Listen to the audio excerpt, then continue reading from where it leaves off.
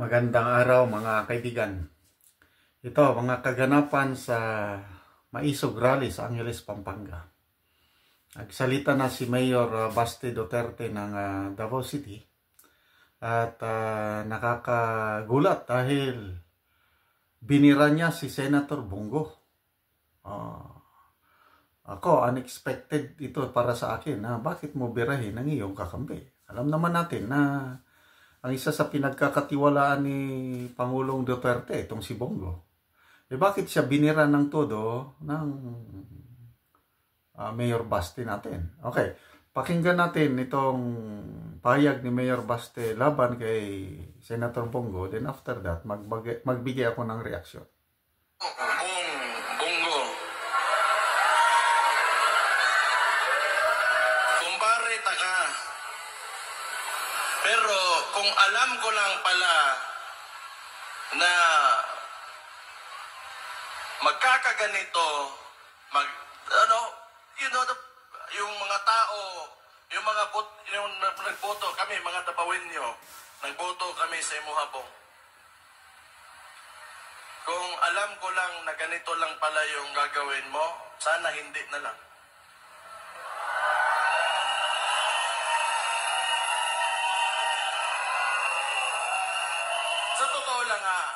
Sa totoo lang, ako, yung iniidolo ko talagang senador, si Miriam Defensor Santiago, the late Miriam. Purya hisgot lang kasi wala na yung tao, pero iniidolo ko talaga. Yun talaga yung hero ko. Pero unfortunately for us, mas napabilib pa ako nito si Risa Hontiveros kaysa ni Bong. Kasi ever since talaga, nasa previous administration, kalaban yan hanggang ngayon consistent yan at di talaga natatakot yan. Pero, maglalagay tayo ng mga you have time, pare, kung kahit you have time to redeem yourselves. Iyatag na ipakita sa MUA that you will stand by the Filipino people. Show your love, yung pagmamahal mo sa bansa, na mas umaapaw pa kaysa sa pagmamahal mo sa sarili mo. Kasi hirap na yung mga tao ngayon.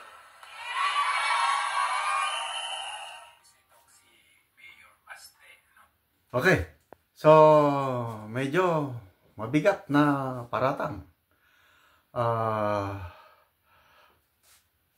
Parehas ako kay Mayor Baste na yung the best senator so far, one of the best, si Senator Miriam Santiago. Yun ang mga tunay na senador.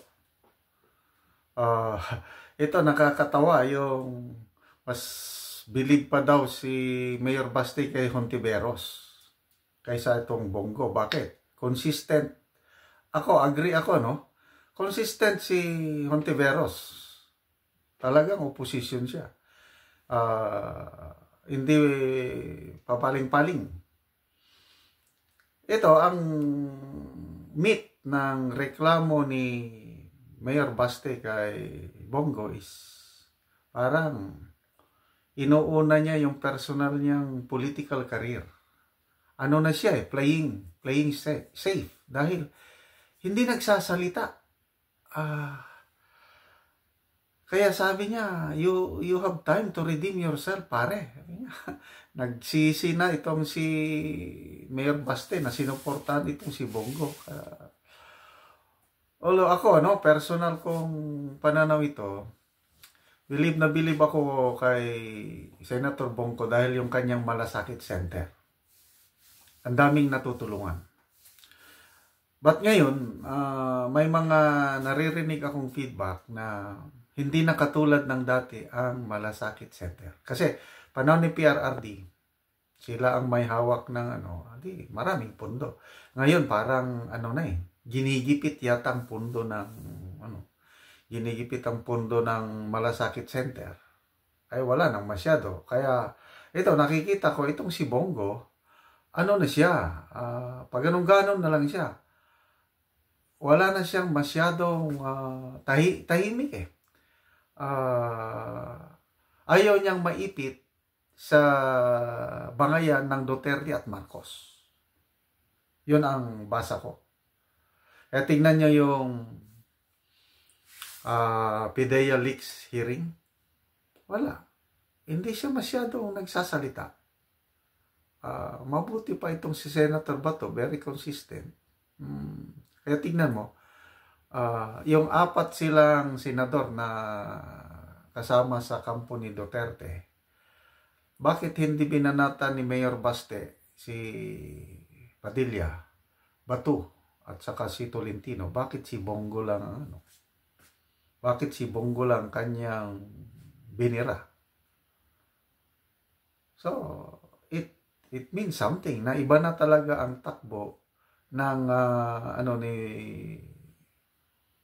Senator Bongo, playing ship. Re-electionist pa naman. So malaking risk sa political career ni Senator Bongo. Alam naman natin na kung hindi siya inendorso ni PRRD nung lumaban siya, ay wala, hindi mananalo yan. Ay unknown yan si Bongo. So I don't know ngayon sa mga surveys, pa naman siya, pumapasok pa naman siya sa Magic 12. But kung anong kanyang desisyon pagdating ng 2025 election, kung saan ba siya talaga, dapat klaruhin niya kung saan siya. Baka mag-independent, o sumama na lang sa grabe, makikita mo yung mga politiko natin. Mas believe pa ako dito kay Senator Padilla. Bakit? Ayun, nung nangyari yung overkill pag-aresto kay Pastor Kibuloy, naghain kaagad ng resolution si Senator Padilla para ipatawag yung na-involve sa overkill operation na yun para managot sa Senado. Yun, action kaagad. Si Bato, yun, tuloy-tuloy lang ang kanyang tuloy-tuloy lang ang PDEA leaks. Tolentino, okay lang din sa akin si Tolentino, nagsasalita. Ito lang si Bongo ang tahimik, kaya ganyan ang birada ni Senator Baste. Believe talaga ako dito kay Senator Baste, parang parehas siya, like father, like son. Kung ano yung nasa puso't isipan niya, sinasabi niya. Prangka-prangka lang. At sana darating ang panahon, Huwag mo na ngayon dahil kailangan pa niyang matuto ng gusto. Dapat magtagal muna siyang mayor sa di ba, first term niya ngayon. So mga pag hinog na siya, pwede siya itong paakyat, Senator Baste. Okay? And then hopefully, ito na, history in the making. Amahan, Digong, presidente. Anak, Sara, hopefully maging presidente by 2028. Pag maganda ang pakita ni Mayor Baste, baka yan ang pangatlong Duterte na presidente. Ano sa tingin nyo? Yan din ang inaambisyon ng Marcos family. Marcos Sr. Tapos Marcos Jr. Ang gusto nila, Marcos III, si Sandro, by 2034. Yan ang ambisyon ng Marcos. Kaya isisingit lang nila si Romualdez ngayong 2020 dahil bata pa si Sandro. So ito na, labanan na ng political dynasty. Marcos versus Duterte. So, mamili tayo. Saan ba? Sino ba sa pamilyang ito political clan na ito ang tunay na may malasakit sa taong bayan? Marcos o Duterte? Ay ako, bahala na. Ilocano kami. Kaya lang ang aming napupusuan, wala nang iba, Duterte. One of the best presidents we ever had, itong Tatay Digong. And I'm pretty sure itong si VP Sara magpre-presidente ito by God's grace, ano? Wag lang nilang lokohin or ano. So mabuhay ka, Mayor Baste. Suportado ka ng maraming taong bayan.